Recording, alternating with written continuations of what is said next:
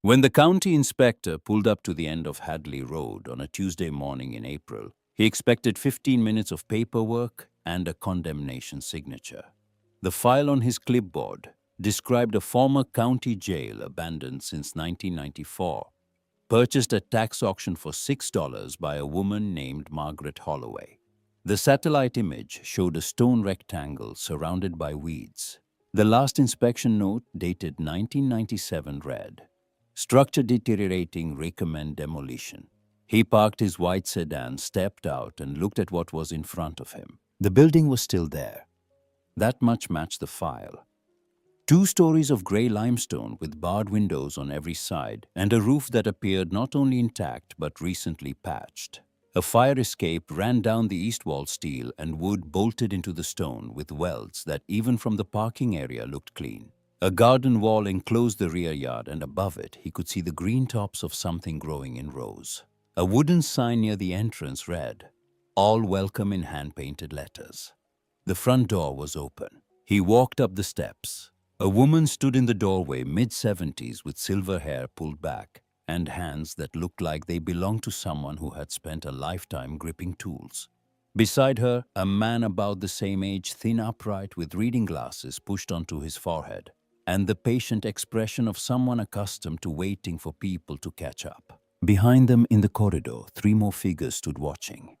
A young man with a toddler on his hip, an elderly woman in a hand-knitted sweater, a teenage girl leaning against the wall with her arms crossed and her chin raised, as if daring the inspector to find something wrong. The woman in the doorway extended her hand. Her grip was firm, calloused, and her crooked left index finger bent at an angle that suggested an old break that had never been properly set. She introduced herself as Margaret Holloway, and the man beside her as her husband Henry. She welcomed him to their home. The inspector shook her hand, looked at his clipboard, looked at the building behind her, and realized that whatever he had driven out here expecting this was not it. But before the inspector, before the fire escape and the garden, and the sign before the open door, and the people standing behind it, there were 2 suitcases on a motel curb and a black SUV pulling away without looking back. And before that, there was a life. Margaret Holloway, who had never been called Margaret by anyone except the IRS and her late mother. During arguments, had been Maggie since the day she was born in a clapboard house on the east side of a town that no longer existed in any meaningful way. The town had dried up around a closed textile mill in the 1980s, but Maggie had left long before that at 17, with a carpentry apprenticeship in a county where people were still building things. She learned framing first, then floors, then roofing cabinetry finish work. Load-bearing walls, the particular mathematics of making a structure stand up and stay standing. She was the only woman on every crew she joined for the first 12 years, and she survived not by demanding respect, but by outworking every man on the scaffold until respect became irrelevant. What mattered was whether your joints were tight, your cuts were clean, and your walls were plumb. Maggie's walls were always plumb. 42 years she spent building houses for other people. Her hands recorded every one of those years. The right palm carried a scar from a circular saw that had kicked back during a kitchen remodel in 1978. The left index finger had broken in 1981 when a joist slipped during a second-story addition, and she had set it herself with tape and a popsicle stick. Because taking a day off meant losing the job, and losing the job meant missing the mortgage payment on the house she had just bought on Barker Street. The knuckles on both hands were thick with calcium deposits, the skin permanently rough. When she shook your hand, you knew immediately that this was a person who had spent her life making things hold together. Henry Holloway had spent his life making people hold together, which was a different kind of construction, but no less demanding. He had taught 3rd grade at Millbrook Elementary School for 35 years, from 1966 to 2001. And in that time, he had learned approximately 4,000 children's names, bought school supplies with his own money when the budget ran out every March, and developed an ability to read a child's face the way a meteorologist reads a pressure map. He could tell when a student was lying about homework, hiding a bruise, pretending to understand long division, or quietly falling apart inside while maintaining a perfect exterior. This skill, honed over 3.5 decades of 8-year-olds, would prove to be the most important tool either of them carried into what came next. Henry was the one who stayed late. He tutored struggling readers during his lunch hour, coached the school spelling bee for 20 consecutive years, and once drove 40 minutes in a snowstorm to deliver a winter coat to a student whose family couldn't afford one. When he retired at 68, the school gave him a plaque and a sheet cake from the grocery store bakery. He put the plaque in a drawer and brought the cake to the neighbors on Barker Street. Because Henry Holloway did not believe that 35 years of showing up deserved a trophy. Showing up was the baseline.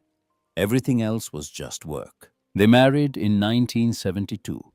The photograph from that day showed Maggie in her mother's dress, which was 2 inches too short and slightly yellowed at the collar, and Henry in a vest borrowed from his roommate, which was 1 size too large and made him look like a boy playing dress-up at a wedding he had wandered into by accident. They were both grinning in the photograph, with the uncomplicated certainty of two people who had not yet learned how many ways the world could go wrong, but who suspected correctly that facing it together improved the odds. They raised 3 children in a 4-room house on Barker Street. Maggie built the porch herself the summer before their first child was born, added a half bathroom when the kids were small enough to fight over the single toilet every morning, and replaced the roof every 12 years. Whether it needed it or not, because she believed in maintenance the way some people believed in prayer. Henry kept the kitchen warm, the homework supervised, and the inevitable sibling warfare limited to skirmishes rather than full campaigns. They were not rich. They were the kind of people who understood that a little managed carefully could be stretched into enough. Their eldest was David. He had been ambitious since the age of 15 when he announced at the dinner table that he was going to be the first person in the family to go to college, and then the first person in the family to make real money in that order. He said it with the confidence of a boy who had already decided that Barker Street was a place to live, not a place to become. Maggie and Henry paid for his education by refinancing the house. Henry picked up weekend tutoring jobs at the library. Maggie took every overtime shift the contractors' union offered, including a 6-month stretch of Saturday work that left her so tired she fell asleep at the dinner table on Sunday afternoons with her boots still on. David graduated, moved to a city 3 hours south, and went into real estate development. He did well. Corner office by 32. New car every 2 years. A house with a dining room he never ate in a guest bedroom.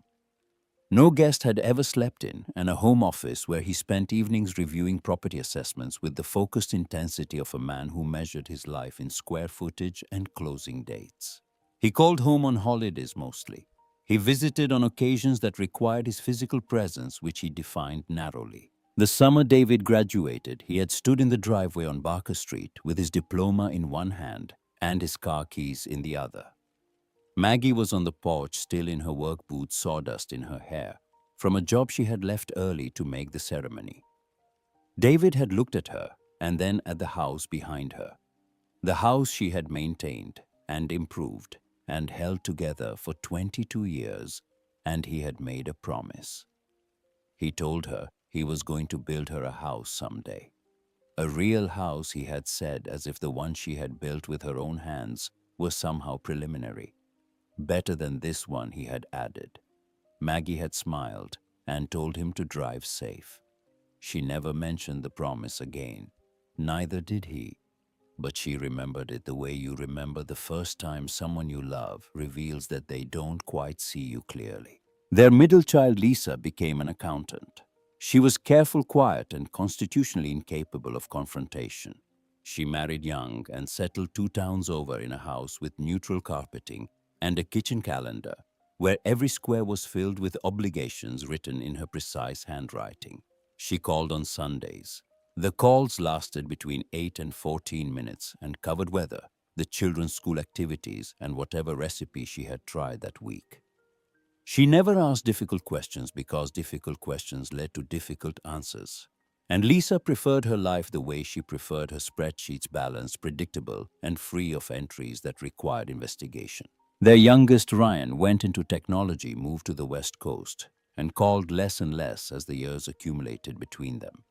The distance was partly geographic and partly something else. Ryan had married at 26, and by 32 the marriage was collapsing in the slow grinding way that marriages collapse when two people discover they have been building separate lives under the same roof. He was ashamed of the failure, ashamed of asking for help, and ashamed of his shame, which created a recursive loop of silence that grew wider every month.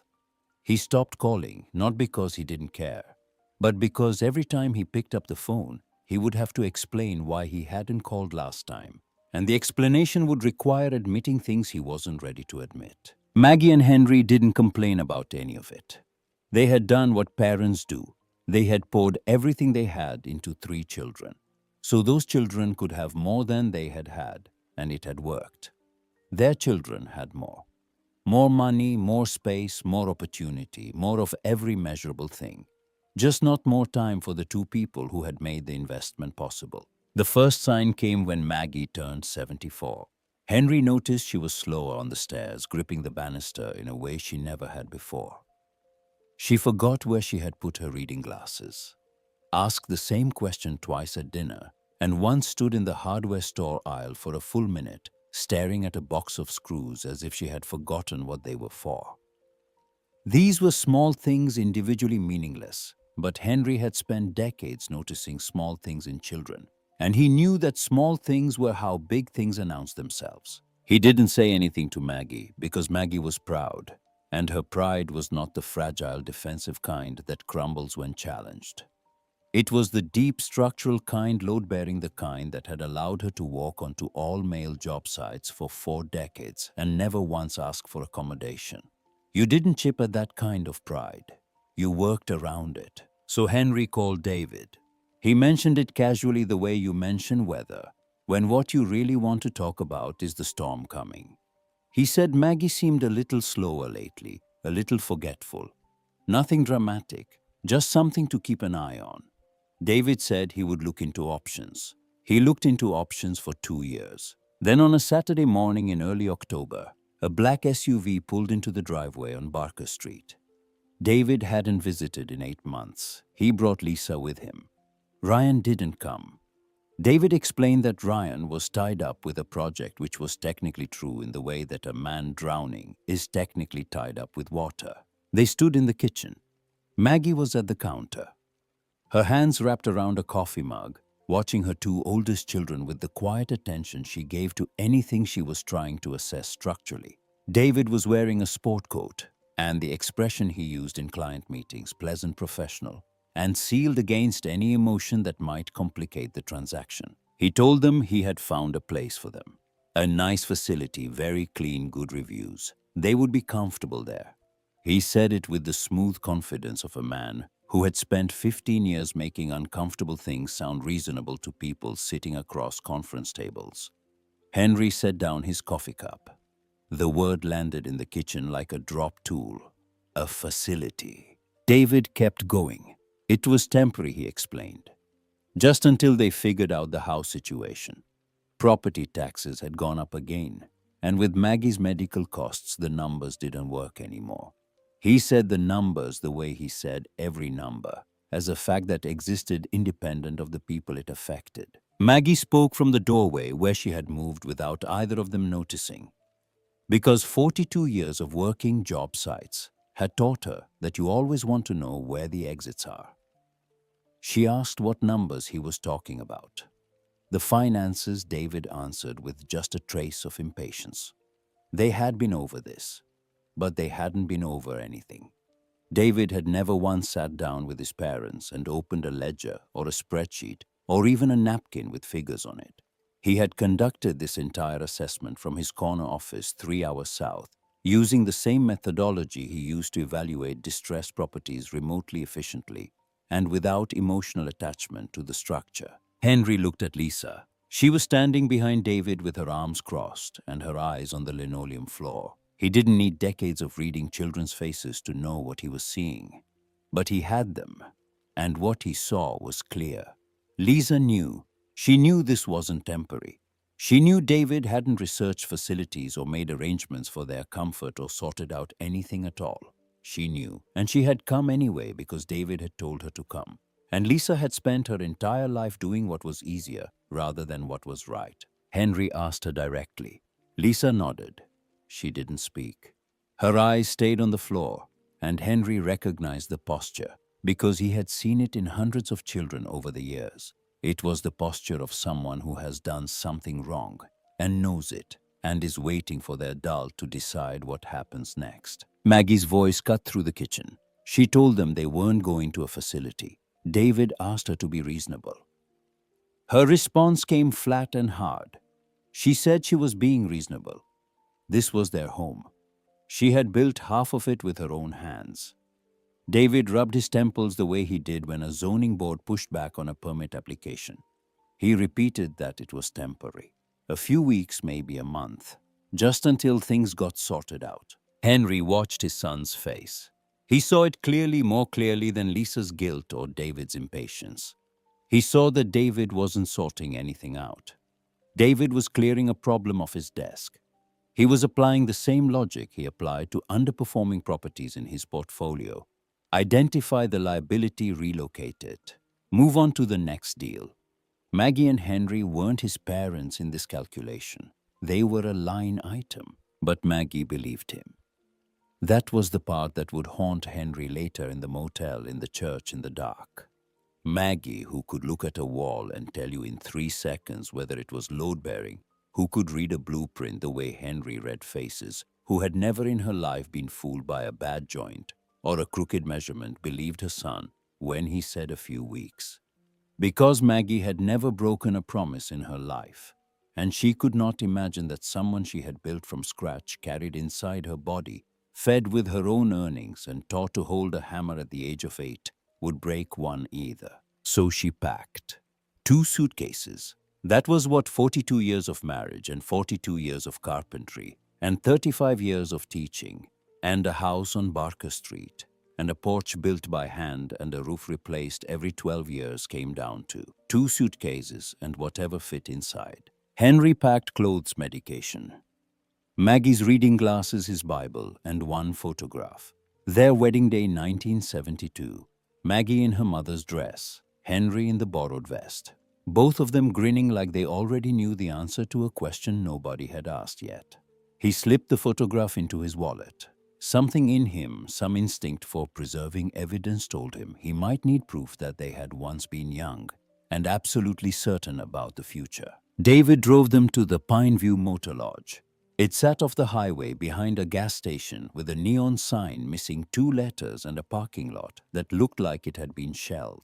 The building was single-story beige stucco with doors that opened directly onto the lot and windows that hadn't been washed since the previous decade. David unloaded the suitcases onto the curb. He said he would call that week. He said temporary one more time, and the word had already started to lose its meaning. The way a key loses its teeth when you use it to pry open something it wasn't designed for. He drove away. The SUV turned onto the highway and merged into traffic and disappeared, and Henry stood on the curb holding both suitcases and watching the space where his son's car had been. Maggie stood beside him. Neither of them moved for a long time. The room cost $30 a night, cash only. It smelled like carpet cleaner and cigarette smoke layered over each other in a way that suggested decades of failed attempts to make the place presentable. The heater rattled but worked. The shower ran hot for exactly 4 minutes before turning cold with a shudder that traveled through the pipes and into the walls. The television was broken. The pillow smelled like someone else's hair. They made it stretch. Henry bought bread and peanut butter from the gas station across the road. Maggie fixed the dripping bathroom faucet on the second day, not because anyone asked, but because a dripping faucet was a problem she could solve. And at that moment, solvable problems felt like gifts. The motel manager was a woman in her 50s with tired eyes and the cautious friendliness of someone who had learned to assess guests quickly and without sentiment. She noticed the faucet repair and asked if Maggie could look at a broken door hinge in room 12. Maggie fixed it in 10 minutes. The manager knocked 2 nights off their bill and didn't ask questions about why a 76-year-old woman with carpenter's hands was living in a highway motel with her husband and 2 suitcases. Henry tried David on the 3rd day. Voicemail. He left a message brief, not pleading, just asking David to call back when he had a chance. He tried again on the 5th day. Voicemail again. He tried Ryan. The number had been disconnected, which Henry didn't know was because Ryan had changed carriers during the divorce and hadn't sent the new number to anyone yet. Because Ryan was in the particular kind of personal freefall where updating your family's contact list feels like an impossible task. Maggie sat on the edge of the motel bed staring at her hands. The hands that had framed houses and hung doors and replaced roofs. The hands that her son had held when he was learning to walk, the same son who had driven away without looking back. Her voice was quiet but steady, the voice of a woman stating a structural fact. They'll call back. David said he'd sort it out. Henry sat beside her and took her hand. He didn't argue. There was no point in arguing with hope, and hope was the last load-bearing wall in a structure that was coming down around them. You don't kick out the last wall. You brace it and pray. $220 at $30 a night, minus the 2 nights the manager had comped. Henry did the math on the back of a gas station receipt. He calculated that they had 5 days before the money disappeared completely. 5 days and then nothing. No cushion, no backup, no second option. Henry told Maggie they could try the church. Maggie's jaw tightened. She said she wasn't taking charity. Henry looked at her, this woman who had spent 42 years building things for other people and had never once asked anyone to build anything for her. He told her they were living in a motel room with a broken television and a pillow that smelled like someone else's hair. They were the charity. She looked at him. He looked at her. Something moved across her face that might have been the beginning of a smile if circumstances had been different. They went to the church. The pastor was kind in the way that small-town pastors learn to be kind, which is to say honestly without illusions about what kindness can and cannot fix. He could put them up for 2 nights in the fellowship hall. After that, the best he could offer was a list of shelters in the county. He said the word shelters carefully, the way you say a word when you know it is going to land on someone like a stone. Shelters. Maggie Holloway, who had built houses with her bare hands for 4 decades, who had framed walls and hung joists and laid floors in buildings that would stand for 100 years, was looking at a photocopied list of shelters. They spent those 2 nights on cots in the fellowship hall, surrounded by folding chairs and the faint smell of Sunday coffee that had seeped into the carpet and the walls and the fabric of the curtains over years of after-service socializing. Henry slept, or something close to it. Maggie didn't. She lay on the cot staring at the ceiling tiles, turning the same question over in her mind, like a carpenter turning a piece of wood, examining it from every angle, looking for the grain. How did we get here? Not as a question exactly, more as an engineering problem, a structural failure. Somewhere a load had shifted, a support had given way, and the whole thing had come down. She was trying to find the point of failure, the moment when the weight exceeded the capacity, and she kept arriving at the same answer. The failure point was trust. She had trusted her son the way she trusted a foundation, absolutely, because she had built him, and she knew what she had put into the construction. But foundations crack, even good ones, even ones built with everything you have. On the second morning, Henry walked to the county office building 2 blocks from the church. He had taught 3rd graders for 35 years, which meant he knew how to find information, who to ask for it, and how to frame a request, so that the person behind the desk felt helpful rather than imposed upon. These were skills that had nothing to do with construction and everything to do with survival. He told the clerk at the property records desk that he and his wife needed a place to live and had almost no money. He said it plainly without embarrassment, because Henry had spent his career teaching children that asking for help is not the same as admitting weakness. And he practiced what he taught even when it cost him. The clerk was a young woman with glasses and the kind expression of someone who had not yet been in the job long enough to lose it. She typed something into her computer and frowned. There was a tax sale listing, she said, that had been sitting in the system for years. Nobody wanted it. An old county jail about 12 miles east of town of Hadley Road, abandoned since the mid-90s. Henry asked how much. $6. That was the minimum the county could accept at tax auction. Henry asked about the condition. The clerk hesitated, and her hesitation told him more than her answer. She said it was standing. That was about all she could confirm. Henry walked back to the fellowship hall and told Maggie what he had found. Her reaction came in a single word, repeated with the flat incredulity of someone who has just been told that the solution to their homelessness is incarceration. A jail. Henry didn't flinch. He called it a building, with walls and a roof. Maggie repeated that it was a jail. Henry reminded her that it was $6 and they had 11 left. She was quiet for what felt like a long time, but was probably 30 seconds. Then she asked if they could see it. The pastor drove them out that afternoon in his 10-year-old sedan with a crack across the windshield and a back seat full of hymnals he kept meaning to drop off at the thrift store. 12 miles east, past cornfields that had been harvested down to stubble, past empty lots where buildings had once been, past a boarded-up feed store and a rusted grain elevator, until the paved road gave up and turned to gravel. The gravel went on for another mile, narrowing between overgrown ditches and leaning fence posts strung with wire that hadn't held anything in years until it ended at a clearing. The jail sat at the center of the clearing, like something the land was trying to pull back underground. 2 stories of gray limestone built in the style of small county jails from the 1930s, designed to be permanent in the way that punishment was supposed to be permanent. Barred windows on every side. A front entrance flanked by concrete pillars that had cracked and shifted over the decades, spreading apart like old teeth.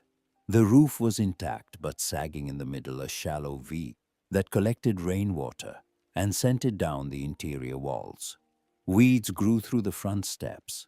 A chain hung loose across the door, and the padlock at its center had rusted open, which seemed like either neglect or an invitation depending on how you chose to read it. Maggie got out of the car slowly. Her knees had been bad since the late 90s, and the cold air didn't help, but she stood and looked at the building, the way she looked at anything. Not as a person seeing a ruin, but as a carpenter seeing a skeleton. Her eyes moved from the foundation to the roofline to the window headers, to the corners where the walls met, reading the structure the way Henry read faces looking for the truth underneath the surface. The foundation was limestone, she said. Cut blocks properly laid with mortar joints that had cracked in places but hadn't shifted. That was why it was still standing. Whoever had built this thing in the 1930s had built it the way you build something when you expect it to outlast you. The walls were probably 18 inches thick. The window headers were solid stone. The whole structure was essentially a stone box with a roof on it, and stone boxes don't fall down. They just sit there waiting for someone to give them a reason to be useful again. She walked to the entrance. The door was heavy solid wood swollen with moisture, but still on its hinges. She pushed it open and stepped inside. The main corridor stretched ahead, dim and cold, with cells lining both sides. Iron bars from floor to ceiling sunk into the stone at the top and bolted to steel plates at the bottom. Concrete floors stained with decades of neglect. A processing desk sat near the entrance, its surface covered with dust and mouse droppings, and the grime that accumulates in places where no one has moved anything in 30 years. A bulletin board on the wall still held a faded notice from 1993, the text too bleached to read, held in place by a thumbtack that had rusted into the cork. Henry followed her in. He walked to the nearest cell and looked through the bars. The space inside was about 8 feet by 10, small. The walls were solid stone on 3 sides, the bars on the 4th. A narrow window high up barred, but with glass still intact. The ceiling was high, maybe 10 feet, which made the small room feel less like a box and more like a shaft. No leaks that he could see, no cracks in the stone. The floor was cold but level. He touched the bars, solid iron, not hollow, bolted into the stone with hardware that had gone orange with rust, but hadn't loosened. These bars weren't going anywhere. Nothing in this building was going anywhere. That was either the problem or the solution, and Henry was starting to think it might be both. He said something then, standing in the corridor of an abandoned jail, with his hand on a set of iron bars and his wife beside him, and their entire remaining wealth, amounting to $11 and 2 suitcases in the trunk of a pastor's car. He said they had raised 3 children in a 4-room house, and he thought they could manage a few jail cells. Maggie looked at him. 42 years of marriage, and he could still surprise her. She pulled out her wallet. The wallet was old leather, cracked and soft, and it contained $6 in singles, which he counted out and handed to the pastor. She asked if he would mind dropping them at the county office. The pastor looked at the money, then at the jail, then at Maggie. He asked if she was sure. Her answer came without hesitation, but it was honest in a way that mattered. No, she said she wasn't sure. But she was sure about him. She looked at Henry when she said it, and the pastor understood that he was witnessing something that didn't require his commentary. So he took the $6 and said he would file the paperwork that afternoon. They spent their first night on the concrete floor of the cell closest to the front entrance. Maggie wedged the outer door shut with a piece of wood she had pried from the processing desk frame. Henry folded his coat into a pillow and laid it on the floor beside hers. They had no electricity, no running water, no heat. The October air came through the broken windows on the second floor and traveled down the stairwell and settled into the corridor like something alive, something that had been living in this building for 30 years and was not particularly pleased about the company. Maggie lay beside Henry in the dark. She could hear the wind moving through the corridor, rattling loose things, making the building groan and shift in ways that were not structural but atmospheric. The sounds were the sounds of an empty building adjusting to the presence of people. Not welcoming exactly, not hostile, waiting. Henry's voice in the dark, just her name. She reached for his hand, found it, held it. She told him they were going to be all right. She said it the way she said everything as a structural assessment. A statement about the load-bearing capacity of 2 people who had nothing left except each other and a building made of stone. He said he knew, he didn't. But he said it because some things you say, not because they're true, but because they need to be true. And saying them out loud is the first step in the construction. Sometime deep in the night, Maggie woke to sounds she couldn't immediately identify. Fabric tearing, the scrape of metal against stone. She sat up and saw Henry's silhouette moving in the faint moonlight that came through the barred window of their cell. He had torn a strip from the lining of his suitcase, a piece of burgundy fabric about 2 feet wide, and he was tying it to the bars of the window. Stretching it across the opening, pulling it taut. Knotting it at both ends with the careful precision of a man who had spent decades tying shoes for children who hadn't learned yet. When he finished, he stepped back and looked at it. The fabric caught the moonlight and glowed faintly against the iron, a small rectangle of color in a room made entirely of gray. He said one word, "There." Then he added that now it was a window. Maggie watched him from the floor. This man who had given 35 years to other people's children and raised 3 of his own and been driven to a motel and then a church and then a jail and still had the will to hang a curtain. She didn't say anything. She didn't need to. She lay back down, took his hand again, and for the first time in weeks, she slept. Dawn came through those barred windows in pale stripes. The light fell across the concrete floor in a pattern of bars and gaps, shadow and brightness repeating itself down the length of the corridor. To most people, it would have looked like a cage. Maggie saw something else. She saw geometry. She saw parallel lines and right angles and the mathematical regularity of a structure built by people who understood that precision is what keeps things standing. She saw a building that had survived 60 years of weather and neglect and abandonment, Because some crew of Depression-era masons and iron workers had put it together right. She stood slowly.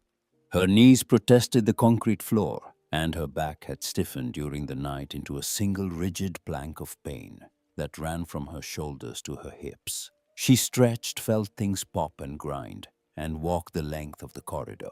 12 cells, 6 on each side. Each one approximately 8 by 10 feet with iron bars on the front and solid stone on the remaining 3 walls. High ceilings, a narrow window in each cell barred but intact.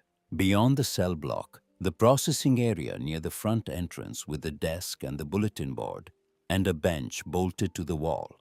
A larger room in the back that might have been a common area, or a mess hall with a concrete floor and high windows and a drain in the center.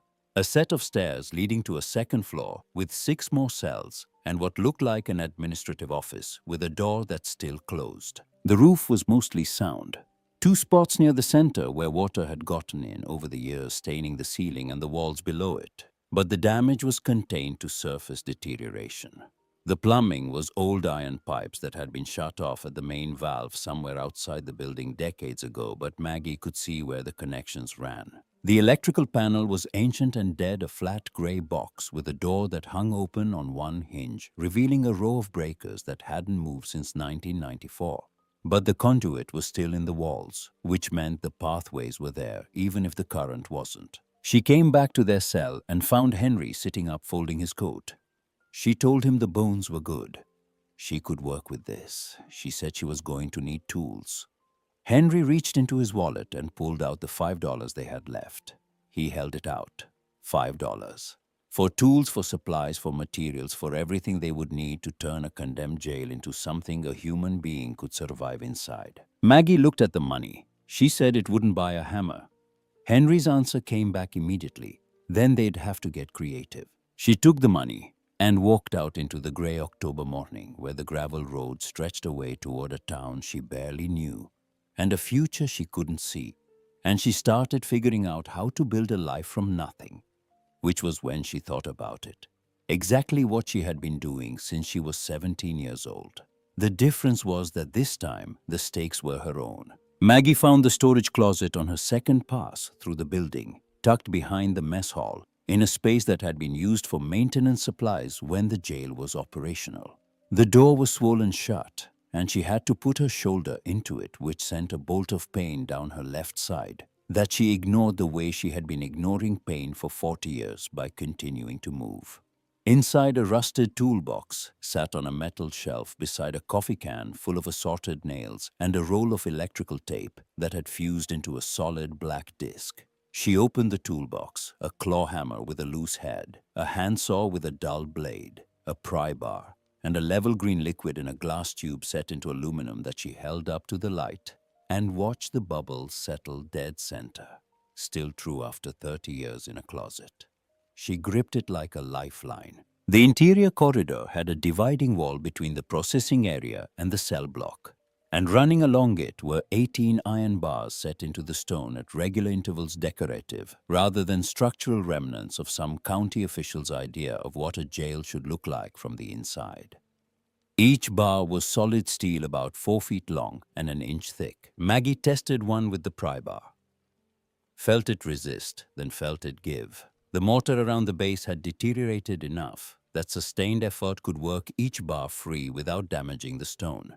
She started on a Monday morning and finished on Tuesday evening. Her shoulders burning and her crooked finger throbbing with every leverage point, and she stacked all 18 bars in the wheelbarrow. She had found behind the building a flat tire rack that still rolled if you kept your weight centered. She pushed it to the road and waited. A pickup truck appeared after 20 minutes. A farmer heading toward town with an empty bed and the unhurried expression of someone whose schedule was determined by seasons rather than clocks. Maggie waved him down and asked if the scrapyard on Route 9 was still operating. It was. She asked for a ride. The farmer looked at the 76-year-old woman standing on a gravel road with a wheelbarrow full of iron bars, and whatever questions he had, he kept them to himself. The scrapyard paid $62. Maggie folded the bills into her pocket and walked to the hardware store on the town's main street, a place called Hobbs Hardware that had occupied the same corner for 4 decades and looked like it had been built from the leftover inventory of every era it had survived. The woman behind the counter was about Maggie's age, maybe a year or two older, with thick forearms and a face that carried the particular weathering of someone who had spent a lifetime hauling stock and cutting keys and mixing paint for people who couldn't decide between eggshell and sateen.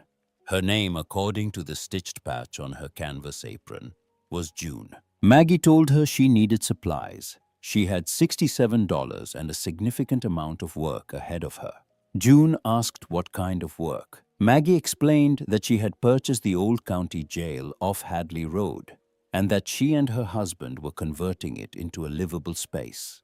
June set down the invoice she had been reviewing and looked at Maggie with the careful attention of someone recalibrating her assumptions in real time. June came around the counter. She looked at Maggie's hands the way one tradesperson reads another, not with curiosity but with recognition. She asked how long Maggie had been in the trade. 42 years, Maggie told her. June extended her hand. Her grip matched Maggie's. She walked Maggie through the store, pulling items from shelves with the efficiency of someone who knew where everything was without checking. Lumber scraps from cut orders that customers had rejected or never picked up. A box of mismatched screws, a partial roll of Romex wire, 2 copper pipe fittings that had been pulled for a plumbing order and returned because they were the wrong specification. At the register, June entered numbers and announced the total, $67 even. The lumber scraps alone were worth more than that. Maggie knew it. June knew Maggie knew it. The transaction existed in a space between commerce and something else, something that didn't have a name, but that both women understood because they had each spent decades in trades, where you learn to recognize the difference between a person who needed a deal and a person who needed a hand up, and you responded accordingly without making a performance of it. Maggie told June she would pay back the difference. June's response was immediate and final. She said there was no difference, that those were clearance items, and her tone made it clear that the subject was closed with the permanence of a mortise joint. Maggie carried the supplies back to the jail on foot.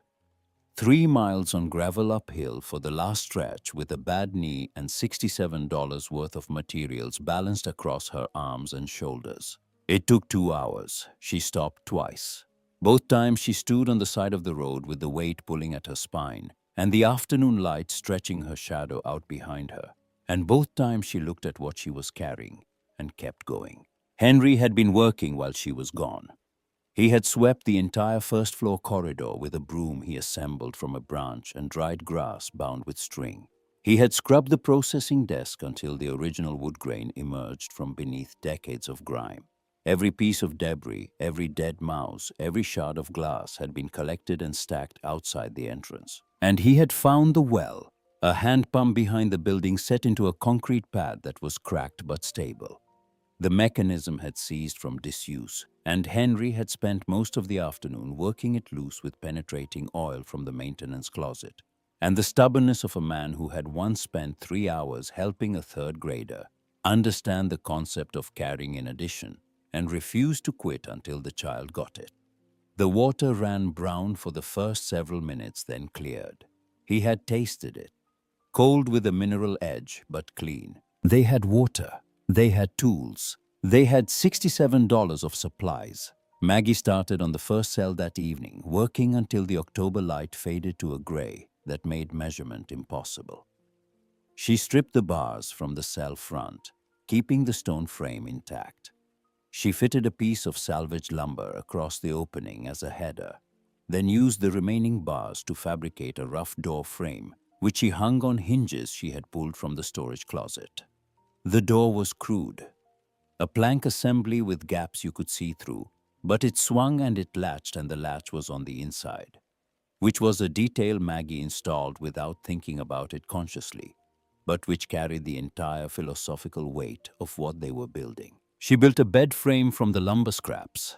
No mattress yet, so she laid boards across the top and covered them with their coats. Henry washed the walls with well water, and a rag torn from a shirt neither of them would miss. He hung another strip of suitcase lining across the window. He placed their wedding photograph on a small shelf Maggie had nailed to the stone. They stood in the doorway and looked at it. A room. Cold plain, small enough that you could touch opposite walls without fully extending your arms. But a room with a door that closed and a shelf with a photograph and a window with a curtain. Henry's voice was quiet. He called it theirs and said that made it plenty. The town found out the way towns find out everything. Through the slow accumulation of small conversations that build into common knowledge the way sediment builds into stone. The pastor mentioned it during a sermon.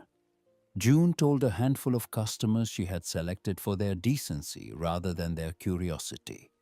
The woman who owned the diner on the county road heard about it third hand and drove out one afternoon in a station wagon loaded with blankets and canned goods. She stood at the entrance and called inside, and Henry came to the door.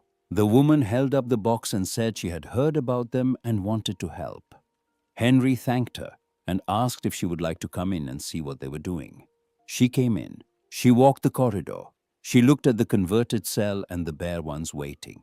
When she left, she told 3 people. Those 3 told others. A farmer left a bag of potatoes and a dozen eggs on the front step without knocking.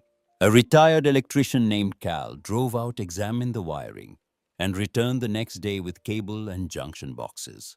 Cal had been an electrician for 38 years and retired 2 years ago, and had been waiting since then for someone to give him a reason to pick up his tools again. He spent 2 days wiring the first floor, running a line from a utility pole at the edge of the property.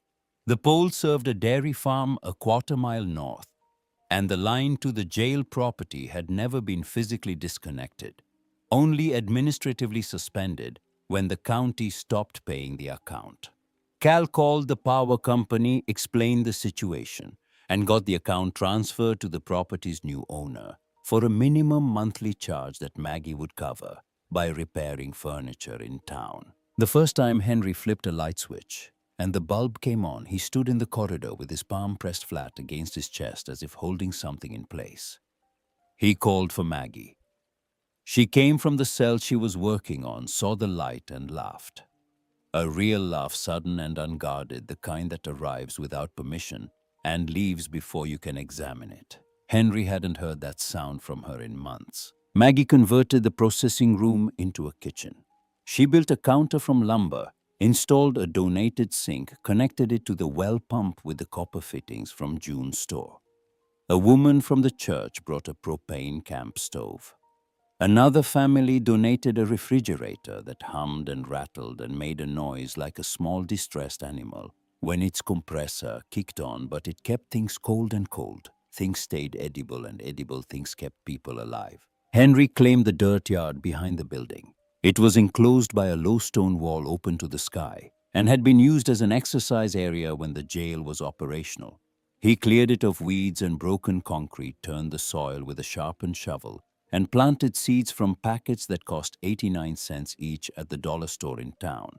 Beans, tomatoes, squash, herbs. He planted them in rows as neat and precise as the lesson plans he used to write, because Henry believed that order was the first step toward growth, whether you were growing vegetables or children. By the end of the first month, they had a bedroom, a functioning kitchen, running water, electricity on the first floor, and a garden.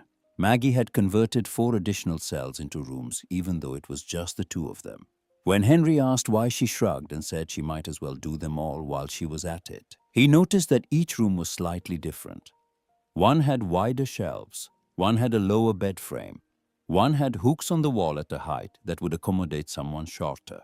She was building for people who hadn't arrived yet. It was a Tuesday evening in early December, about 6 weeks after they had moved in, when they heard footsteps on the gravel, slow, uneven, hesitant.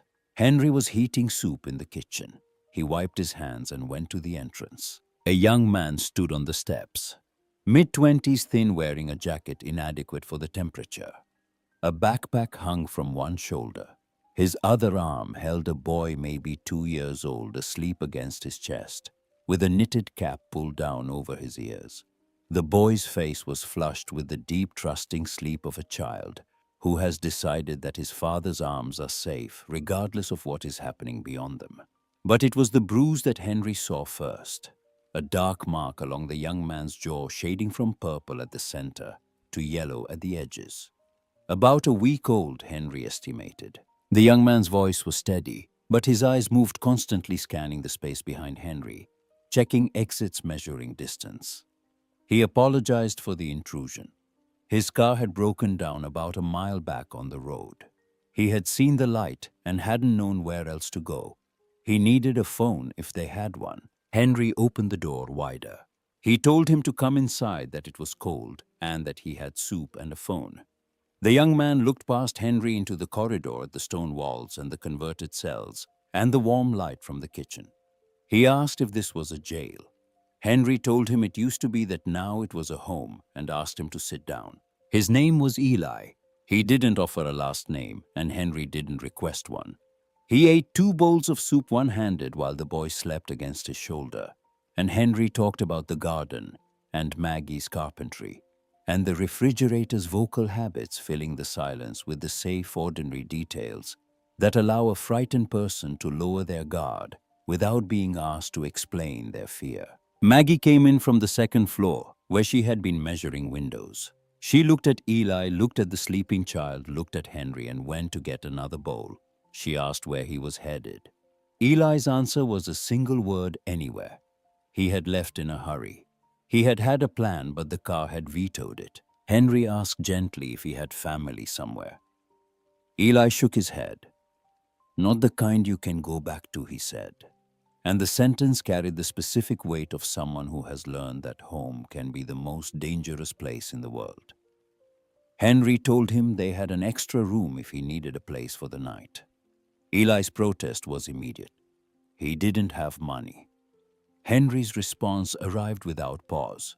He asked if anyone had mentioned money. Eli looked at him, then at Maggie, then at the kitchen with its warm light and its donated stove and its rattling refrigerator, and the bowl of soup sitting in front of him, like evidence of something he had stopped believing existed. He asked why they were being kind to him. He said they didn't know him. Henry reached across the table and put his hand briefly on Eli's forearm, a gesture calibrated by decades of experience with children who flinch. "Because someone should be," he said. And the words landed in the kitchen and stayed there. Eli stayed that night. He was still there the next morning. Maggie walked into the cell next to theirs, measured the space, and built a bed frame with a lower profile so Eli could get Leo in and out without bending at an awkward angle. She built a small crib from pine scraps, sanded every surface twice, and set it against the wall where the morning light from the window would fall across it without hitting the child's eyes directly. A week later, Ruth arrived.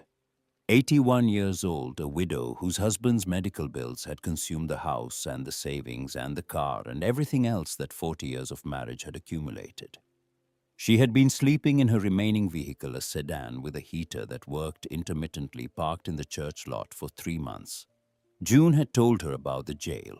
Ruth stood in the corridor with her hat in her hands, and the particular dignity of an elderly woman who's about to ask for help and is determined to do it without losing her composure.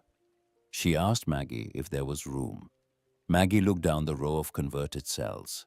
8 rooms, each one finished and waiting. She told Ruth to pick whichever one she liked.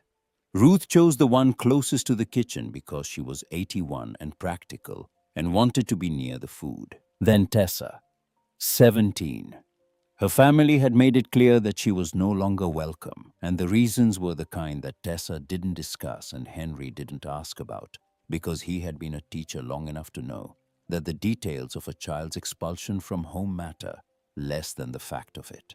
She had been sleeping on couches for 2 months until the last couch disappeared a week ago. She heard about the jail from a girl at the public library who had heard about it from someone at the church. Tessa stood at the end of the gravel road for nearly an hour before approaching.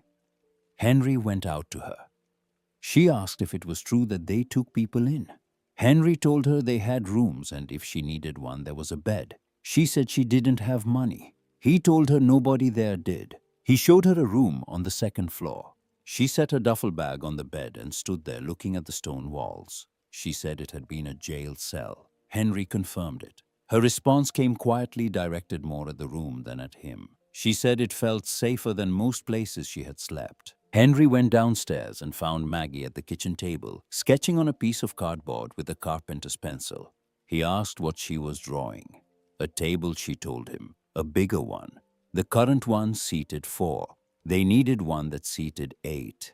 Henry looked at her. She met his eyes, and something passed between them that didn't require language. She set down her pencil and told him she thought they had stopped asking whether more people were coming about 2 weeks ago. She built the new table over 3 days. 8 feet long, assembled from lumber scraps and salvage planks, sanded smooth by hand, sealed with linseed oil from a dented can June had donated. It was the finest piece of furniture Maggie had built in years, constructed from materials that other people had discarded, in a building that the county had given up on for people that the world had decided didn't matter. The first evening, all of them sat together at the new table, 7 people in a converted jail, eating bean soup and cornbread that Henry had taught Eli to make. Ruth told a story about a fish her husband had caught 40 years ago that grew larger with every telling. Tessa laughed, and the sound surprised her enough that she covered her mouth. Eli asked for seconds with Leo balanced on his knee. Henry refilled bowls. Maggie sat at the head of the table and watched. This was the moment it became something. Not just a shelter, not just a building, a household. 3 days later, the letter arrived from the County Code Enforcement Office. Maggie opened it at the kitchen table. Structural assessment, electrical inspection, plumbing. Evaluation occupancy standards. Fire safety compliance. 30 days. If the building failed, they would issue a condemnation order. Everything they had built would be taken. Maggie read it twice and set it down. Henry picked it up, read it, folded it, and laid it flat on the table between them. His voice was steady when he spoke, the voice that communicates urgency without panic. He said they had 30 days and suggested they get to work. Maggie walked the building the next morning before sunrise with the county letter folded in her back pocket. She looked at everything through an inspector's eyes instead of her own, which meant looking for deficiency rather than potential. And the list was long. She wrote it on the back of a grocery bag. 23 items. The wiring Cal had done was solid but only covered the first floor. The plumbing worked for the kitchen and 1 bathroom near the entrance, but the upstairs pipes were dead. The staircase had 2 cracked treads. 3 windows on the second floor had no glass. The front entrance had no handrail. There was no fire escape from the second story, no smoke detectors, no fire extinguisher. She showed the list to June that afternoon. June read it, folded the paper, and put it in her apron pocket.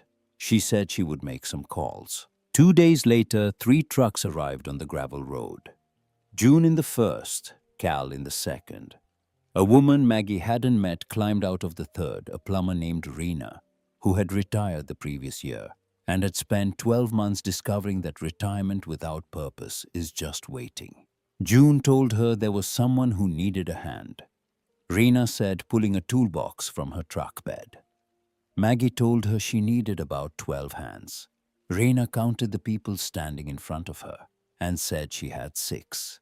They would make it work. They drove through the weekend. Cal ran wire to the second floor and installed junction boxes that met code. Rena replaced the worst pipe sections and got water running to the upstairs bathroom. Maggie rebuilt the cracked stair treads, reinforced the railing, and patched the 2 spots on the roof where water had been entering. Eli held flashlights and passed tools with the focused attention of someone learning by watching. Ruth made coffee on the camp stove and delivered it to whoever was working. Tessa installed weather stripping on every door with a methodical patience that surprised everyone, including herself. Henry tracked progress the way he used to track curriculum benchmarks. On Saturday night, Tessa played music on her phone in the corridor while she worked, and the sound carried through the stone walls into Eli's room, where Leo had just fallen asleep. Eli came out fast, his voice sharp, his body wound tight with the tension of someone whose nervous system has been recalibrated by violence to treat unexpected noise as a threat. He told Tessa to turn it off. The words came out harder than he intended, carrying the freight of something that had nothing to do with music and everything to do with the last apartment he had lived in, where unexpected sounds preceded events he was still learning to stop bracing for. Tessa's face closed like a door. She turned the music off, went upstairs, and didn't come down for the rest of the evening. The next morning, she found Henry in the kitchen and told him she didn't belong here. Her voice had the flat, preemptive quality of someone announcing a conclusion they have reached before anyone can reach it for them. Henry poured her a cup of coffee and sat down across from her. He didn't tell her she was wrong. He didn't tell her Eli hadn't meant it. He didn't offer comfort because comfort wasn't what she needed. She needed the truth delivered directly, without decoration, and with respect for her ability to handle it. He told her she had every right to be angry. He told her Eli had every right to be angry too. Then he asked her the only question that mattered, whether both of them wanted to be here enough to get past the anger. He didn't answer it for her. He let it sit on the table between them next to the coffee cups, and he waited. Because the most important thing a teacher can do is ask the right question and then get out of the way. That afternoon, Tessa went to Eli's room and installed weather stripping around his doorframe without saying a word. The rubber seal would block noise from the corridor. Eli watched her work. When she finished, he nodded. She nodded back. Neither of them spoke. The apology existed entirely in the act, which was fitting, because in a household built by a carpenter, meaning lived in what you constructed rather than what you said. By Sunday evening, 11 items were crossed off Maggie's list. 12 remained. She sat on the front steps with her hands aching and her back radiating a low, persistent heat that she knew was inflammation, but chose to classify as progress. June sat beside her. The window glass was the critical issue, June said. Open windows in a building where people slept would be the first thing an inspector flagged. Glass was expensive. June said she knew someone in the window replacement business who accumulated seconds and offcuts that couldn't be sold to retail customers. She would see what was available. Maggie looked at her, this woman she had known for less than 2 months, who had quietly subsidized their survival without ever calling it what it was. She asked June why she was doing all of this. She said June didn't owe them anything. June was quiet for a moment. She told Maggie she had spent 30 months in a jungle in 1968, and that when she came home, nobody had been particularly interested in helping her either. It took a long time, she said, to figure out that she couldn't do it alone. She stood up and brushed off her pants. Then she looked at Maggie and repeated something Maggie had said to her 2 weeks earlier offhand while they were sorting lumber at the store. A good carpenter doesn't tear down what's broken. She figures out what it's supposed to be. Maggie asked if June had remembered that. June told her she remembered everything useful. She said she would see Maggie Tuesday and walk to her truck. The glass arrived Thursday. Not seconds, not offcuts. New paints cut to specification delivered by a man in a van who said June had handled the payment and that the matter was not open for discussion. Maggie installed them over 3 days, sealing each one, checking for drafts, running her hand along every edge. The building changed with the windows in. It held warmth. The corridor went quiet. The rooms sealed around their occupants. Maggie noticed that Ruth slept later in the mornings. Eli stopped wrapping Leo in a double layer of blankets at night. Tessa left her door open during the day, which was a small thing that meant a large thing, because an open door in a building full of strangers is an act of trust. And trust was the material they were all learning to work with. On the night before the inspection, 7 people sat at the long table. Henry had made chicken stew from a donated bird and vegetables from the garden. The meal was plain but warm, and the kitchen smelled like bread because Eli had baked a loaf that afternoon using a recipe Henry had taught him. Ruth passed the bread. Tessa poured water. Eli cut Leo's food into small pieces with the concentration of a man still learning the specifics of fatherhood while practicing them in real time. Maggie sat at the head of the table. She caught Henry's eye across the 8 feet of salvaged lumber. He gave her a small nod, the same nod he had given her on their wedding day, and on the night he had hung a curtain on the bars of a cell and called it a window. It meant they were ready whatever arrived with the morning. At 9:15 the next day, a white sedan appeared at the far end of the gravel road trailing dust. Maggie stood on the front steps and watched it come. Henry stood beside her. Eli and Ruth and Tessa gathered behind them in the doorway, arranged not by plan but by instinct, the way a family arranges itself when something important is approaching. The inspector stepped out, clipboard in hand, and walked up the steps. Maggie shook his hand and introduced herself and her husband. She welcomed him to their home. He asked to go inside. Maggie held the door. He stopped 3 steps into the corridor. His clipboard dropped to his side. His pen hovered over the form without touching it. The corridor was clean and lit. The walls had been painted a soft cream that Eli's careful brush had applied over 3 weekends. The concrete floor was patched and covered with donated rugs. Overhead, functional light fixtures met code. And the cells, every one of them transformed. Iron bars replaced by wooden door frames. Solid doors that latched from the inside. Through the open doorways, beds with clean blankets, shelves with personal items, curtains in the windows. He walked the building for 45 minutes, checked every outlet, every faucet, every window latch, tested the staircase railing, stepped onto the fire escape Maggie had welded, and bounced on the treads. He crouched and examined the welds where metal met stone. He stood up and wrote something on his clipboard. When they returned to the entrance, he flipped through his notes. He told them he had driven out expecting to sign a condemnation. He had reviewed the county records. The property had been listed as uninhabitable since 1997. Maggie told him it had been uninhabitable. They fixed it. He looked at his notes again. The electrical work met code. The plumbing passed. The structural integrity was sound. The fire escape, he told her, was better than what he encountered in most commercial buildings. 3 items remained. A ventilation fan in the second-floor bathroom, a handrail on the front exterior steps, a carbon monoxide detector near the wood stove.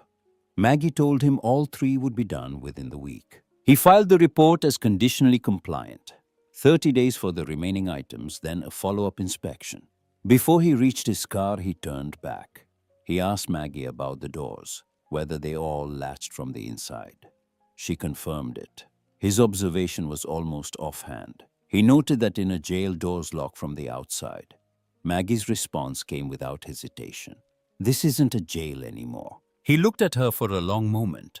Then he agreed. He drove away, and Maggie stood on the steps until the dust settled and the gravel road was empty. And the only sound was the wind moving through the garden where Henry's winter greens were pushing through the cold frames growing toward a spring that neither of them had been sure they would live to see. Henry came out and put his hand on her shoulder. 2 words spoken quietly. They passed. She put her hand over his. They stood there without saying anything else. Behind them, Ruth appeared in the doorway and asked if everything was all right. Eli leaned against the corridor wall with Leo on his hip. Tessa stood with her arms crossed and her chin raised, the same posture she had held the day she arrived.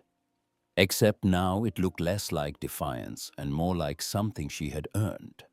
Henry told them everything was fine. They were staying. The ventilation fan, the handrail, and the carbon monoxide detector were installed by Friday. June provided the materials. Maggie did the work. When the inspector returned 2 weeks later for the follow-up, he spent 10 minutes inside, checked the 3 items, signed off on the paperwork, and told Maggie to take care of herself. But a reporter named Sam had been at the county courthouse when the inspection results were filed. Sam covered municipal affairs for the county paper, which meant attending zoning board meetings and writing about property tax adjustments, and occasionally producing a human interest piece when the news cycle was slow enough to allow for actual humans. The filing caught Sam's attention because the address was unusual and the classification unprecedented. A former county jail occupied conditionally compliant residential use. Sam drove to Hadley Road on a Wednesday afternoon with a camera and a notebook. Henry answered the door. He invited Sam in, offered coffee, and walked the reporter through the building with the unhurried thoroughness of a man who had spent decades giving tours of his classroom to parents on open school night. Maggie answered questions about the structural work with the precision of someone accustomed to explaining load calculations to building inspectors. Eli nodded hello and returned to the kitchen where he was teaching Leo to eat applesauce with a spoon, a project that required more patience than most construction jobs Maggie had ever undertaken. Ruth showed Sam the garden, describing each row of winter greens with proprietary pride. Tessa stayed in her room until Henry went upstairs and told her that the reporter was writing a story whether Tessa participated or not, and that her version of events belonged in it. She came down. Sam stayed for 3 hours. The photographs captured the corridor, the kitchen, the workshop, the garden, the rooms. Sam sat at the long table and wrote notes while Henry told the story from the beginning, starting with the 2 suitcases on the motel curb and ending with the inspector's signed report. He told it plainly without embellishment, because Henry had spent his career teaching children that the truth doesn't need decoration, it needs clarity. The article ran the following Sunday on the front page under a headline that described an elderly couple abandoned by their children who had turned a jail into a home for the forgotten. The paper had a website. The article was shared, then shared again, then picked up by a regional outlet that reformatted it with a more dramatic headline. And from there, it entered the current of national media, where stories about elderly people and abandoned buildings and unlikely acts of resilience travel fast, because they offer something that the news cycle rarely provides, which is the possibility that things can be repaired. Within a week, 3 television stations had called. A national morning show sent an inquiry. A wire service journalist drove 4 hours for an interview. Maggie handled the first 2 conversations and then informed Henry that she was finished talking. She had work to do. Henry managed the remaining press with the calm, structured communication of a man who had once explained fractions to a roomful of 8-year-olds for 6 consecutive hours without raising his voice. The coverage changed things. Donations arrived in volumes that shifted the project from survival to sustainability. Checks from strangers in other states. Gift cards. A lumber company in the next county donated a full load of materials delivered on a flatbed truck that barely fit down the gravel road. A plumbing supply house sent fixtures still in their factory packaging. A retired architect who had seen the story on television called and offered to draw renovation plans free of charge. Maggie accepted the materials. She was hesitant about the money. She sat at the kitchen table one evening, holding a check for $500 from a woman in Ohio who had written a note on the memo line that read, "For Maggie's hands." She told Henry they hadn't asked for this. Henry reminded her they hadn't asked for any of it. Not the blankets, not the eggs, not the $67 clearance receipt from June. They had done the work and people had responded. The scale had changed. The principle hadn't. The donations allowed Maggie to finish the second floor properly. Insulation between the stone walls and the new drywall. Lighting that met commercial code.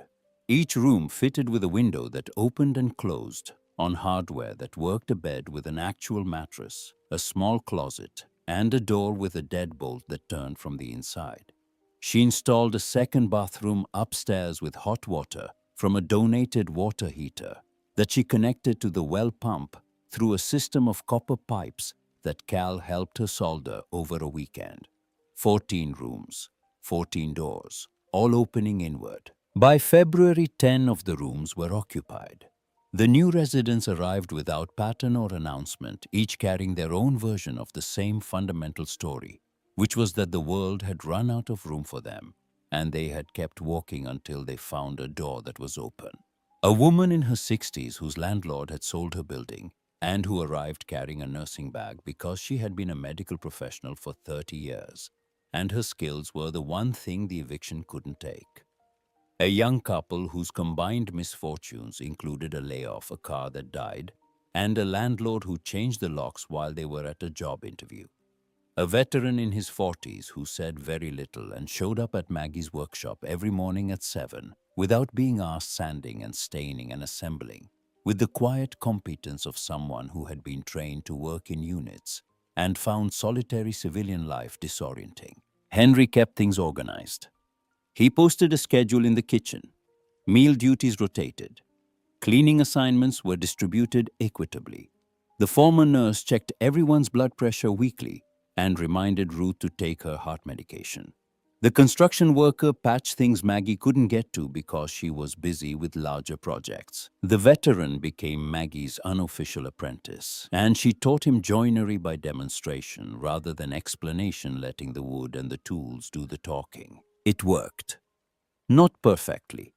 There were arguments about bathroom priority during morning hours and a diplomatic incident over radio volume that Henry mediated by suggesting alternating stations on odd and even days.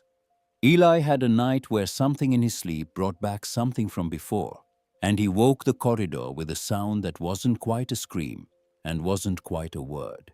And Leo cried, and Ruth got up and made warm milk for the boy and sat with Eli until his breathing slowed. Nobody discussed it in the morning. The acknowledgement lived in the way Ruth poured Eli's coffee first at breakfast, and the way Eli carried Ruth's garden basket for her that afternoon. The economy of care that develops between people who have agreed to witness each other's damage without requiring an explanation. Henry's garden produced more than 7 people could eat. The winter greens had flourished under the cold frames, and by late January there were surplus baskets of kale and turnips and early lettuce. Ruth noticed first. She told Henry they had extra. Henry looked at the basket and decided to share it. Ruth drove the surplus into town in June's truck and left bags on doorsteps. The food bank at the church received a donation. The diner got a bag of herbs.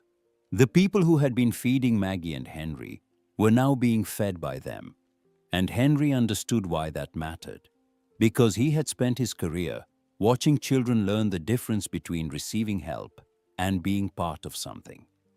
One makes you grateful, the other makes you whole. Henry started a reading group. He found a box of donated paperbacks in June's truck bed one afternoon, westerns and mysteries and a few romance novels with cracked spines. He set them on a shelf in the old booking area near the entrance and mentioned to Tessa that she was welcome to borrow anything. Tessa read 3 books in her first week. She hadn't read anything longer than a text message since dropping out of school 2 years earlier. She came to Henry with questions about words she didn't know, and he answered them with the focused patience of a man who had been waiting 5 years for someone to need this from him again. And before either of them fully registered what was happening, they were having daily lessons at the kitchen table, while Ruth peeled potatoes and Eli folded laundry with Leo, stacking blocks on the floor beside him. In the evenings, they gathered in the common room Maggie had built from the old mess hall. She had installed a wood-burning stove donated by a farmer who had upgraded to propane. The stove heated the space enough that people could sit together without coats, which constituted luxury under the circumstances. Ruth told stories about the county's history. Eli knitted. He had learned from his grandmother as a child and hadn't touched yarn in years. But Henry found a bag at a thrift store and brought it home, and Eli picked up the needles again with the muscle memory of someone resuming a conversation interrupted mid-sentence. Tessa read in the corner. Sometimes she would look up from her book and watch the others, and Henry would catch on her face the look of someone realizing with surprise and without quite believing it that they are in a place where they are allowed to stay. In early March, Leo took his first full steps without holding on to anything. He had been pulling himself up on furniture for weeks, cruising along the edges of tables and chairs, with the determined concentration of a toddler who has decided that walking is a problem he intends to solve. On a Tuesday morning, he let go of the kitchen bench, took 4 unsteady steps toward Eli, and fell into his father's arms. Eli caught him and held him, and didn't let go for a long time. Ruth, who had been washing dishes at the sink, turned around and pressed her hand to her mouth.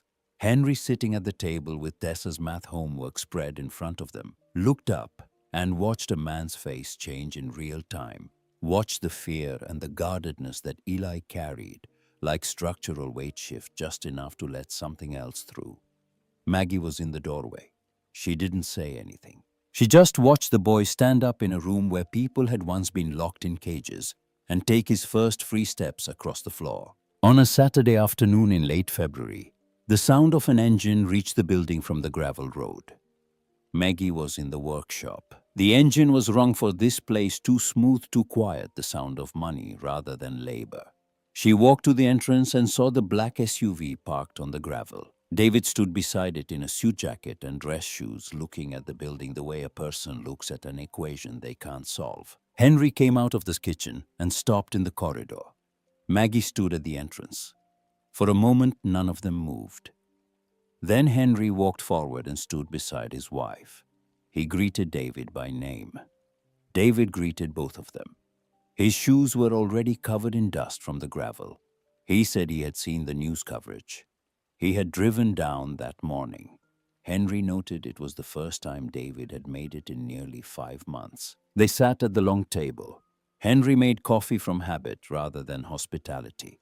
David looked around the kitchen with eyes that moved quickly, assessing, calculating, the same eyes he used to evaluate distressed properties for acquisition. Except this property was not distressed. David launched into the language he knew best. He said this wasn't sustainable. He cited the lack of licensing, insurance, professional oversight.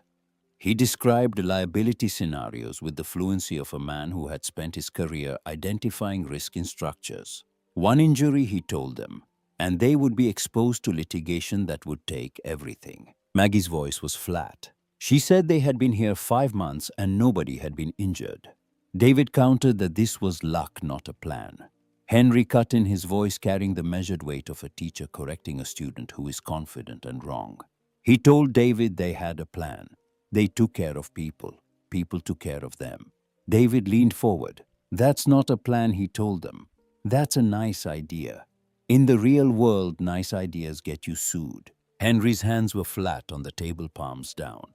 His response came evenly, and it landed hard. He told David that in the real world, people get dropped at motels by their children and never hear from them again. David went still. The kitchen was quiet except for the refrigerator's mechanical wheezing and Leo babbling in the next room and the distant sound of the veteran sanding something in the workshop below. Henry continued. He told David that David had left them 2 suitcases and a promise that was never meant to be kept. They had called. They had waited. They had sat in a motel watching their money disappear, and David never answered the phone. Then Henry told David what they had built. With $6 and these hands, he put his palm flat on the surface of the table Maggie had constructed from salvaged wood. He told David he didn't get to come in here and say it wasn't enough. David looked at the table, at his father's hand, at his mother sitting across from him, silent and steady. He started to explain the Henderson project, the delayed permits, how things had gotten away from him. Henry interrupted. He told David to say it correctly. They had gotten away from him, not things, them. David pressed his lips together. He looked around the kitchen again, but this time the assessment had shifted. He was seeing the hand-knitted dish towels, the jars of dried herbs from the garden, the drawings Leo had made that Eli had taped to the refrigerator, the schedule Henry had posted with everyone's name in his careful teacher's handwriting. He asked how many people lived here, his voice dropping to something quieter, something closer to the frequency he had used as a boy when he asked Maggie questions at the job site. Maggie spoke for the first time. 12, not counting them. David asked if they had all just showed up. Maggie told him everyone needed somewhere to go. They had somewhere. David rubbed his face with both hands. He said he didn't know how to fix this. Maggie's response landed like a plumb line. She told him this wasn't his to fix. This wasn't broken. He stood. He moved toward the corridor and stopped at the doorway of the nearest converted cell. He looked at the wooden door frame where iron bars had been, at the deadbolt on the inside of the bed, and the shelf and the curtain in the window. He put his hand on the door frame. Something crossed his face that Henry recognized from decades of watching children encounter a truth they weren't ready for but couldn't avoid. David asked if Maggie had built all of this. Most of it, she told him. She'd had help. He stood there with his hand on the wood his mother had cut and fitted and sanded. Then he offered to have his attorney look into licensing requirements. There might be a way to formalize the arrangement. Henry told him they didn't need his attorney. David pushed back gently. He said they might whether they wanted his help or not. The county would eventually ask questions about zoning and occupancy. He asked them to let him do at least that much. He walked out, got into the SUV, sat behind the wheel for a full minute without starting the engine. Then he drove away down the gravel road, and Maggie watched from the steps until the dust cloud thinned to nothing. Henry stood behind her in the corridor. He said David was scared. Maggie turned. She asked what David could possibly be scared of. Henry's answer came from the place where observation and empathy intersect. He told her David was scared of what they had built without him, and of what that said about who he was. That evening the phone rang. Henry answered. Lisa's voice came through thick and broken, the sound of someone who has been crying for a while and has decided to call before the courage runs out. She said she had seen the article. She said she was sorry, repeating it like a word she was trying to make mean enough. She said she had wanted to call, kept telling herself she would. And then David told her not to, and she let him decide.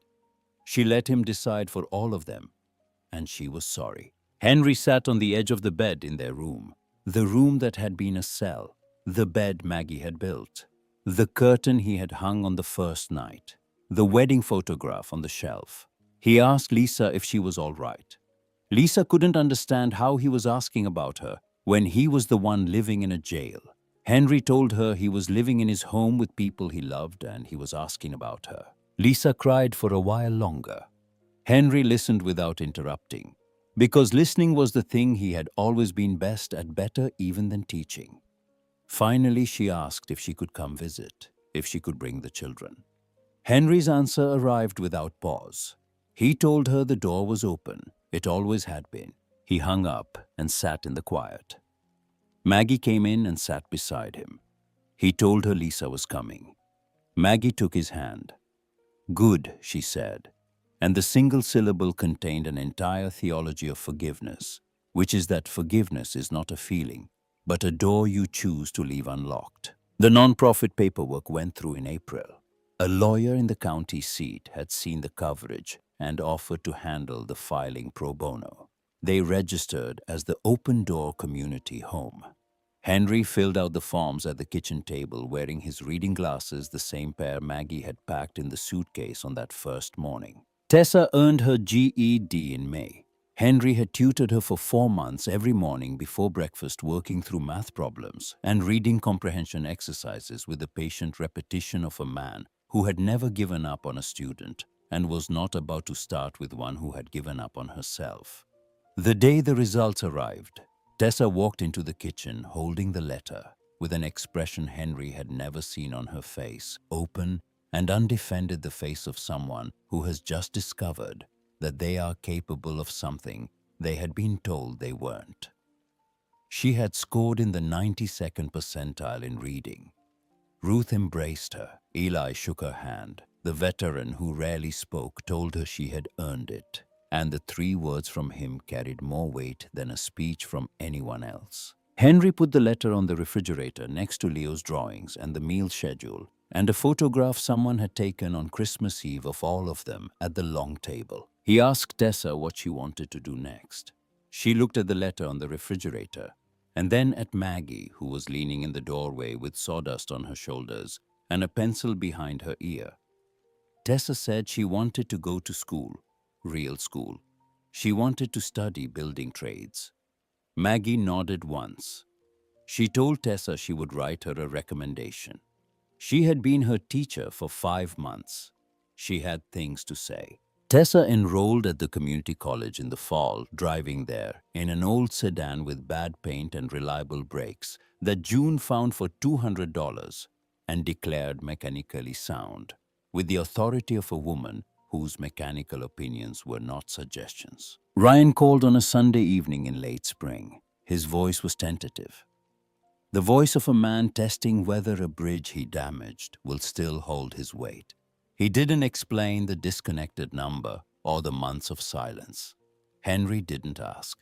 Ryan had found his way through whatever he had been carrying. And Henry knew from experience that people who survive difficult passages don't always want to narrate the journey. They just want to be on the other side. Ryan called every Sunday after that. He sent money monthly always to Henry's account, never through David. He asked about the garden, the residence, Maggie's latest project. He was present in the way he could be present from 3,000 miles away. And Henry accepted it because acceptance was not the same as settling. It was the recognition that people love in the shapes they are capable of, and the shape matters less than the fact. Lisa came in June. She drove up the gravel road in a minivan with her 2 children in the back, a boy of 9 and a girl of 7. She parked in front of the building and sat in the car for a long time. Henry watched from the kitchen window. He did not go outside. He waited because he understood that what Lisa needed was not to be met but to arrive on her own terms in her own time. She got out. She looked at the garden and the fire escape and the sign and the window boxes Eli had planted with flowers and the porch Maggie had built with 2 rocking chairs and a bench. She looked at the front door, which was open. She walked in.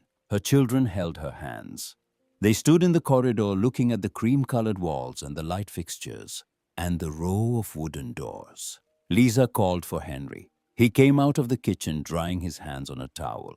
He looked at his daughter standing in the corridor with a grandchild on each side. Neither spoke for a moment that stretched long enough to hold everything that had happened between them and everything that hadn't. Lisa's voice broke on the second word when she greeted him. Henry told her to come in. He mentioned lemonade. They sat at the long table. The grandchildren drank lemonade and ate cookies Eli had baked that morning. Ruth showed them the garden. Tessa let the boy try the handsaw in the workshop with Maggie standing directly behind him, her hands hovering near his, guiding the blade the way she had guided David's hands when he was the same age, teaching him to cut a straight line. After lunch, Lisa and Henry walked the building together. Room by room, Henry told her about each person who lived there, where they had come from, what they had lost, what they were constructing from the loss. When they reached his and Maggie's room, Lisa stopped in the doorway. She looked at the bed and the curtain and the photograph on the shelf. She put her hand on the doorframe. She told Henry she needed to say something, and she needed him to hear it. She told him she had known from the beginning. When David made the plan, she knew it wasn't temporary. She knew he wouldn't call. She knew, and she chose to look away because looking away was easier than standing up. And she had built her entire life around the principle that easier was the same as better.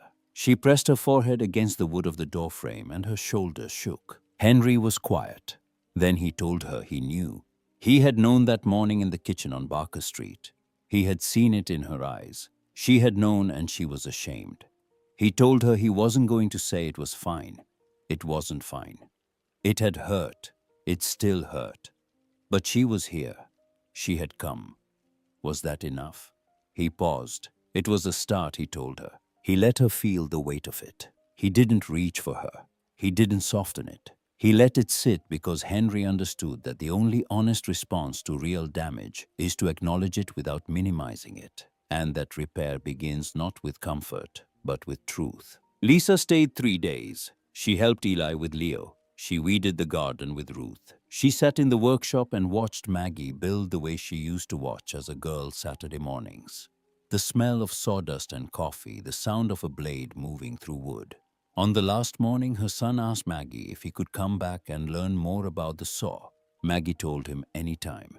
She would teach him everything she knew. Lisa started coming monthly, then bi-weekly. She brought groceries and books for Henry's reading group. She never mentioned David. David never returned. Henry didn't expect him to. Some people need years to confront what they have done, and some never manage it at all. He didn't hate his son. He couldn't. He had spent 40 years loving David before spending months being wounded by him. But he stopped waiting for the phone to ring, and that absence of waiting was its own form of peace. By autumn, the open door had become something the town relied on. June sent people there when they walked into her store with the look of someone who has run out of options. The pastor referred families.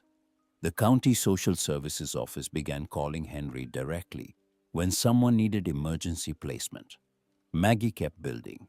She added the wraparound porch-covered structure on the garden side with benches and an outdoor table for warm weather meals. She built a play area for Leo. She built bookshelves for Henry's reading room. She was 77 now. Her knees announced themselves every morning. Her back negotiated with her throughout the day. She dropped things sometimes because her grip was losing the argument with time. But she kept working because working was how Maggie Holloway understood the world. You measured, you cut, you assembled, and when it was done, it held. On a Thursday in October, almost exactly 1 year after Maggie and Henry had first stood in front of the abandoned jail and seen something other than ruin, a car pulled onto the gravel road. An elderly man and a woman a few years younger got out. He was maybe 70. She held a small suitcase in one hand and her husband's arm with the other. His face carried an expression Maggie recognized instantly because she had worn it herself 12 months ago. The expression of someone trying to understand how the ground had shifted beneath them while they were standing still. Henry went outside. He asked if he could help. The woman spoke. "Their son," she started, and then paused because the sentence that followed was one she had not yet said aloud, and saying it would make it true in a way that thinking it had not. She told Henry they were supposed to stay at their son's place in the city, but when they arrived, the locks had been changed. He wouldn't answer his phone. Someone at the church had told them about this place. Henry looked at them. The suitcase, the confusion, the careful, quiet dignity of two people holding themselves together through an act of will because the alternative was to come apart in a stranger's driveway. He knew them, not their names or their history, but the architecture of their loss. He told them to come inside. He would put the kettle on. He walked them through the corridor, past the rooms where lives had been rebuilt from raw materials, past the kitchen where Eli was feeding Leo in the high chair Maggie had built, past the reading room where Tessa was studying for midterms, past the garden door where Ruth was pulling the last tomatoes of the season from vines that had given more than anyone expected. He took them upstairs to a room on the second floor. Clean bed, warm blankets, a window with a view of the garden and the hills that rolled beyond it in shades of amber and rust. The woman set her suitcase down and looked around the room. She told Henry this was very kind of him. His response was gentle and precise. He told her it was a room, but it could be a home if she let it. That evening, 16 people sat at the long table for dinner. Maggie stood at the head and spoke briefly because she was not a woman who wasted words on ceremonies when the ceremony was the meal itself and the people sharing it. She told them that a year ago she and Henry had 2 suitcases and $6. They didn't know what they were doing. Most days they still didn't. A few quiet laughs moved around the table. Then she said the thing she had been building toward without knowing it, the way she built everything by feel and by structure, and by the accumulated knowledge of a lifetime spent making things stand. She told them they didn't rescue anyone. They just left the door open. Everyone here rescued themselves. She sat down. Henry reached for her hand under the table. After dinner, the two of them sat on the porch in the rocking chairs. The October air was cool against their faces. The garden was brown and gold spent, but not finished holding the seeds of next year's growth in soil that Henry had turned and tended. Lights glowed in the windows behind them, and the sounds of dishes being washed and people talking, and Leo laughing at something Ruth had done carried through the stone walls and settled around them like weather. Henry took the photograph from his wallet. He had carried it every day for a year. The edges softened the colors, fading slightly, but the image clear. Maggie in her mother's dress, Henry in the borrowed vest. Both of them young and certain and grinning at a future they couldn't see but believed in completely. Maggie looked at it. She told Henry they looked so young, so sure about everything. She asked if they had been right. Henry looked over his shoulder at the building behind them. The lights in every window. The iron bars on the ground floor, where someone had planted morning glories in the spring, and the vines had climbed the bars all summer, winding through the iron covering it in green. The flowers were gone now with the season, but the vines held, and in the evening light, the bars looked less like a cage and more like a trellis. Which is what happens when something built to contain is given a different purpose by someone who refuses to see it as permanent. He told her they were right about the only thing that mattered. Maggie nodded. She set the photograph on the arm of the rocking chair between them, where they could both see it. They sat together on the porch of the building they had bought for $6 and filled with people and purpose and 14 doors that opened from the inside. The evening settled around them. The gravel road stretched away into the dark. Behind them, through the open doorway, the corridor was lit and warm and occupied by people who had found in a place built to hold prisoners the first unlocked room of their lives. The door behind them was open. It always was.